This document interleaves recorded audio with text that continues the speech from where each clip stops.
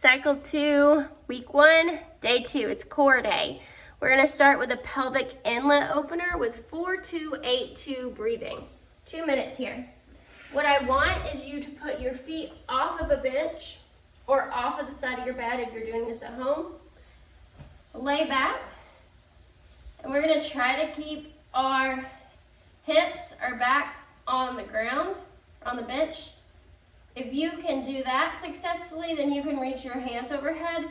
If your hands overhead pulls your back up, then keep them down here. We're going to breathe in for 4 breaths. 1, 2, 3, 4. Hold for 2. And then breathe out for 8 breaths.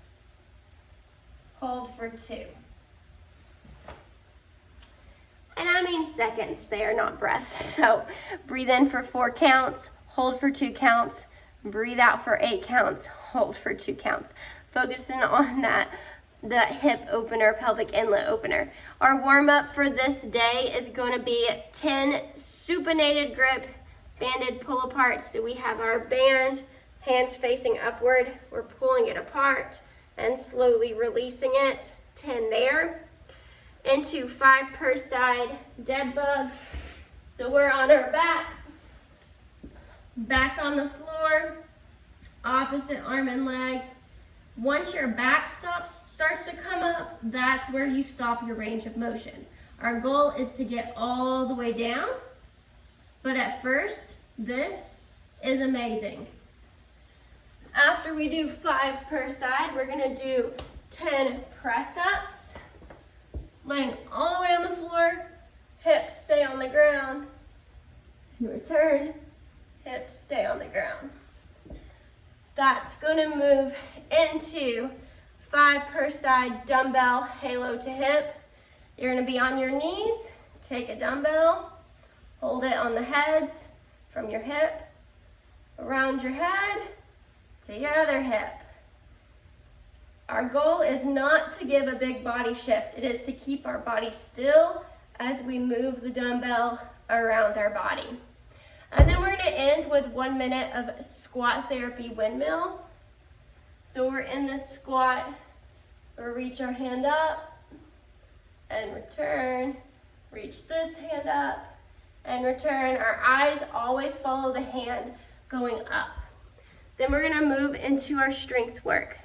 We're going to superset a bear position dumbbell row and push up, 10 to 20 reps for 3 rounds. With anywhere from 9 to 15 pounds. We'll fill it out this week.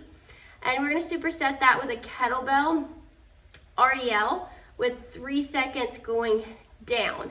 Same rep scheme, but 10 to 30 pound kettlebell. So, bear position dumbbell row. We're going to get on all fours. If you feel strong enough, you can tuck your toes and let your knees lift off the ground. But if we start here, that's fine. Elbow stays close to our body. Dumbbell goes to the hip. Dumbbell goes to the other hip. And then we're going to push up, keeping our butt in the air. It's more top of the shoulders here. So row, row, push up, moving through those reps. That kettlebell RDL, holding the kettlebell right between our legs, slight bend in the knee, and we're going to hinge forward, reach our butt back until that kettlebell touches the floor. My back is flat at the bottom, and then I'm going to 1, 2, 3. So that's backwards, 3 second descent. So it's 1, 2, 3, and then I'm going to squeeze up. 1, 2, 3, squeeze my butt to get up. Then you're going to move into a core superset. You're going to need a band and a light dumbbell for this superset. We're going to start with, they're all 3 sets of 10 per side. Start with a banded rotation pallet press. I think we've done this one before. So we have our band. Our band is on the rig or on a stable surface. We're going to rotate it in front of us and press, and then slowly release. Rotate it in front of us and press, slowly release.